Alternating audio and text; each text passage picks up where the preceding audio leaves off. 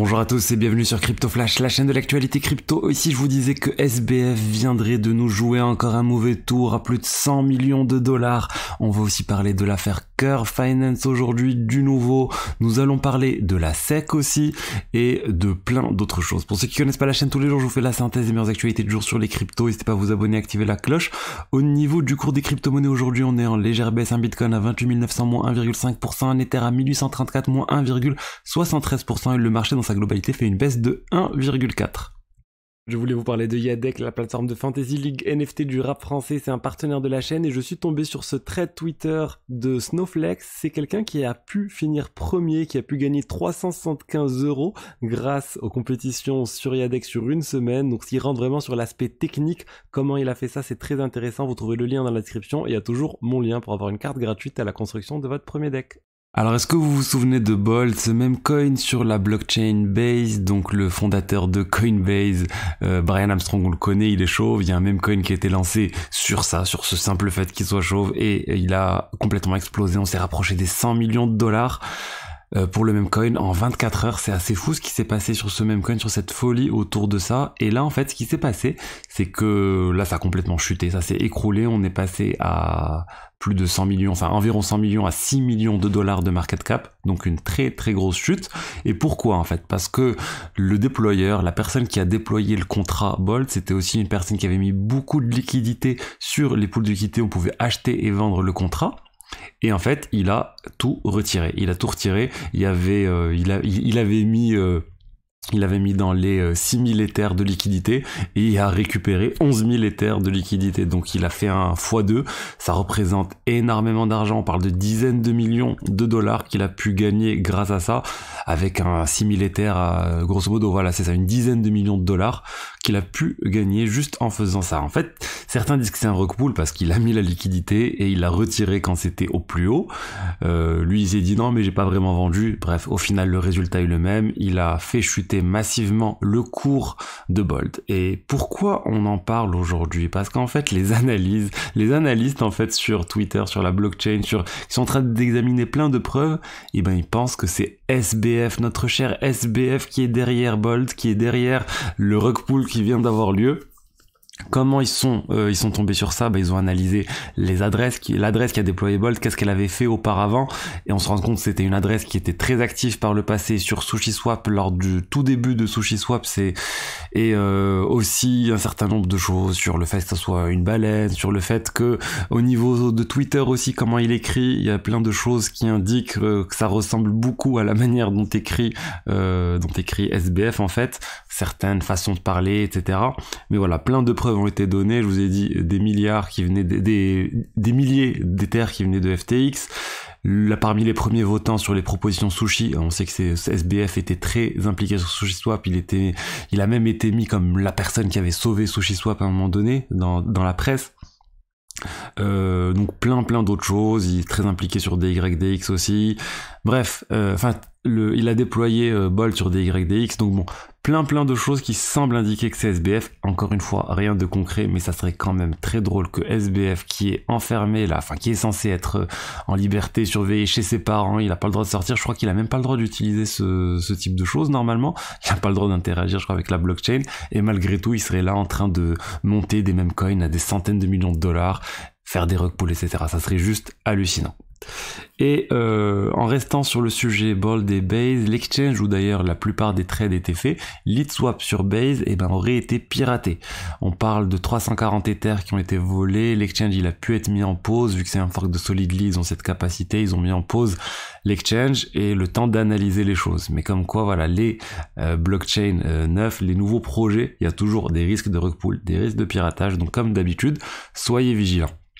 Je voulais revenir sur le sujet de Curve et du piratage de Curve et de l'impact que cela a. Donc j'ai fait toute une vidéo sur le sujet hier, n'hésitez pas à la regarder si vous voulez plus de détails. Mais aujourd'hui je voulais zoomer sur autre chose, sur le fait que le fondateur de Curve, il a énormément de CRV. Il a pris des prêts sur ses CRV. Concrètement, il y a un risque en fait de contagion à la finance décentralisée à plein de projets différents. Qu'est-ce qu'il a fait, le patron de Curve? En fait, il a beaucoup d'argent, il a beaucoup de CRV, on parle des centaines de millions de CRV, et en fait, il les a pas vendus. Il les a pas vendus pour pas faire chuter le marché, pour pas, sûrement parce qu'il y a d'ailleurs pas suffisamment de liquidité pour vendre tout ça.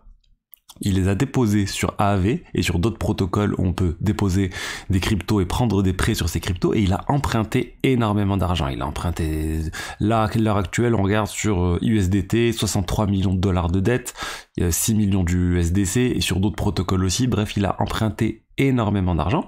Pour faire quoi? Bah, c'est sa vie, il fait ce qu'il veut. Il a acheté des manoirs en Australie, il a fait un certain nombre de choses. Je vous en avais parlé aussi quand c'était sorti dans la presse. Mais là, ce qui inquiète, c'est qu'il risque de se faire liquider. Le cours de Curve a beaucoup baissé. Là, on est à 0,59$, encore en baisse de 7,5% aujourd'hui. Et le risque, en fait, c'est si jamais la position baisse en dessous d'un certain niveau, ça change toujours, mais parce que lui, il est toujours là en train de compenser les choses entre 0,3 et 0,4. Si ça arrive à ces niveaux-là, potentiellement, il pourrait se faire liquider. Qu'est-ce que ça entraînerait une liquidation? Ça entraînerait que le protocole Aave mettrait en vente tous ces tokens-là. Tous les 300 millions de dollars seraient mis en vente. Le problème, c'est qu'il n'y a aucun moyen de mettre en vente ces tokens sans perturber grandement le marché, et en fait ça sera pas possible de les vendre au prix actuel. Le prix va baisser encore et le protocole Aave aura une bad debt, une mauvaise dette, c'est-à-dire qu'il sera en négatif, il sera pas rentable, il aura un trou dans sa caisse. Donc heureusement le protocole Aave a tout un mécanisme pour se protéger en partie de tout ça. C'est tout le système de staking d'Aave qui serait utilisé. Donc selon là le tweet d'Autism Capital, en fait ils ont suffisamment d'argent, même si il y a 60 millions de CRV qui sont vendus, c'est pas très grave. Aave pourrait s'en sortir, mais ça entraînerait quand même une chute sur le token Aave qui devrait être vendu sur le marché pour couvrir la perte. Il y a d'autres protocoles aussi sur lesquels le Mitch, le fondateur de Curve, a emprunté, sur Fraxland et un certain nombre de choses qui risquent eux aussi tous d'entraîner des liquidations vraiment comme ça en cascade. Donc on peut voir en fait qu'un seul individu, donc là le patron de Curve, pourrait avoir un impact énorme sur tout le marché. Certains disent pourquoi il a fait tout ça.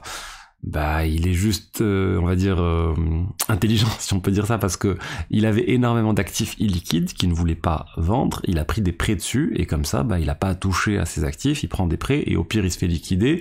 Et bah, c'est pas grave. Il a gardé ses USDC, ses USDT. Potentiellement, niveau imposition, il peut dire que c'est juste une perte. Et bref, c'est sûrement de l'optimisation.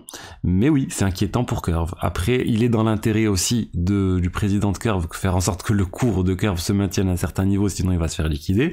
Donc bon, chacun doit prendre les risques qu'il veut sur ces tokens-là. Moi, je vous avais déjà dit, j'apprécie beaucoup Curve, l'écosystème de Curve. Il y a un certain nombre de tokens, Convex, Curve, CNC, c'est des choses sur lesquelles, oui, j'ai investi. J'ai pas changé de position suite à ce qui s'est passé actuellement. Je reste, moi, quand j'investis sur quelque chose, c'est sur le très long terme, c'est sur 5 ans, 10 ans. Donc pour moi, mon investissement à long terme ne change pas, mais il faut que vous soyez au courant de tout ça pour que vous puissiez prendre aussi les décisions qui vous conviennent. On va parler maintenant d'autre chose. Je voulais vous parler de l'USDT qui vient de faire encore un rendement incroyable, enfin des bénéfices incroyables. Tether, la société qui est derrière l'USDT, vient de générer en un trimestre 850 millions de dollars de bénéfices. C'est hallucinant combien d'argent ils gagnent. Tether, c'est vraiment une machine à billets. Comment ils font ça? Bah c'est simple en fait, ils achètent les bons du trésor américain. Les bons du trésor américain ont énormément de rendement actuellement, 5-6%, j'ai plus le chiffre en tête, mais du coup c'est limite la manière la plus simple de gagner de l'argent qu'ils utilisent. Avant ils devaient prendre des risques, acheter des commercial papers et autres choses pour avoir des rendements assez importants. Là il y a même plus besoin, ils mettent tout ça dans l'un des actifs les moins risqués on va dire actuellement, et ils génèrent des milliards tous les ans. Et le marché leur donne raison parce que l'USDC, les gens ont moins confiance, le BUSD est en train de disparaître, donc tout le monde est en train de se tourner vers l'USDT et eux ils sont en train de générer énormément de cash. Ce qui est dommage, c'est que tout ce cash ne part pas aux détenteurs de l'USDT. Il y a plein de projets de finances décentralisées qui essayent de faire des choses similaires, de reverser les profits aux détenteurs de stablecoins. Là c'est pas le cas, c'est juste pour Tether et qui engrange des bénéfices. Je voulais maintenant vous parler de deux autres sujets. Il y a vraiment beaucoup de news aujourd'hui. Je voulais vous parler de Richard Heart. Est-ce que vous connaissez Richard Heart? C'est le fondateur de X, de Pulse Chain, de Pulse X. C'est des tokens dont on ne parle pas beaucoup. Ils sont un peu à la marge, on va dire, de la communauté standard crypto, mais il y a beaucoup de fans de ces tokens. Et là, en fait, ils viennent d'être poursuivis par la SEC. Pourquoi? Parce qu'il aurait levé 1 milliard de dollars sur des ICO qui ne s'appelaient pas ICO, il parlait de sacrifice, mais c'est pareil, c'était juste des ICO, il aurait levé tout ça et il aurait utilisé l'argent levé pour s'acheter des choses personnelles. Et là, je pense que les fans de Richard Heart ne seront pas surpris. Si vous le suivez, il est toujours dans tous les magasins Louis Vuitton ou autres en train d'acheter plein d'habits. Il coûte hyper cher, il se prend en photo avec des sacs, des voitures, des Ferrari. Enfin, il est juste en train de montrer son argent constamment. Et bien sûr, cet argent, d'où est-ce qu'il a eu? Probablement des investisseurs de X, de Pulse Chain, etc. Enfin bon, maintenant il va y poursuivi. Les fans de X diront c'est comme Binance, c'est comme Coinbase, c'est encore un géant qui est poursuivi. Pour moi, on n'est pas sur la même catégorie de personnes. Richard Heart, c'est très très spécial ce qu'il fait. Il y a une opinion très controversée que j'avais vue de Eric Wall qui disait en fait qu'Richard Heart était quelqu'un de très très intelligent, qu'il arrivait bien à dialoguer, à convaincre les gens et ce qui se faisait en fait se rapprocher de quelque chose qu'on pourrait appeler un viol mental. Il essaye de convaincre, enfin il parle de plein de choses, il est très structuré, il dit des choses très très intelligentes et d'un coup il passe à l'action et il fait investir les gens sur X token, il fait investir les gens 1 milliard de dollars sur des ICO alors que je pense que beaucoup d'entre vous n'ont jamais entendu parler de ce projet. Donc on va voir maintenant jusqu'où ça va aller, jusqu'où la SEC va aller dans ce procès. Ça va sûrement se finir enfin ça va sûrement faire un procès, je pense pas qu'il y aura un accord à l'amiable. Après pourquoi pas, il a beaucoup d'argent, donc affaire à suivre. Et pour finir, je voulais vous parler d'une news autour en fait de la SEC et de la plainte de la SEC contre Terraform Labs.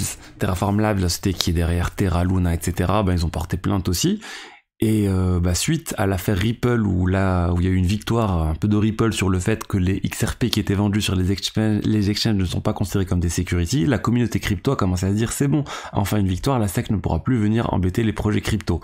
Terraform Labs a essayé d'utiliser cette défense en disant regardez ce qui s'est passé avec Ripple, les tokens qui sont vendus sur les exchanges ne sont pas du tout des securities, et là le juge il a dit non, on va aller jusqu'au procès, ça fait pas, le fait que ça soit vendu sur un exchange ou non, ça change pas grand chose. Donc je suis pas un spécialiste de la loi aux États-Unis.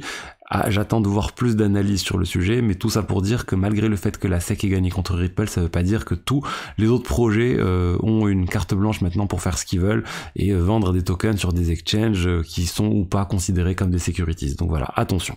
Voilà ce que j'avais à vous dire aujourd'hui sur les diverses actualités du jour sur les crypto-monnaies. N'hésitez pas à vous abonner, à activer la cloche pour ne rien rater. Je vous dis à demain pour une autre vidéo d'actualité. Au revoir.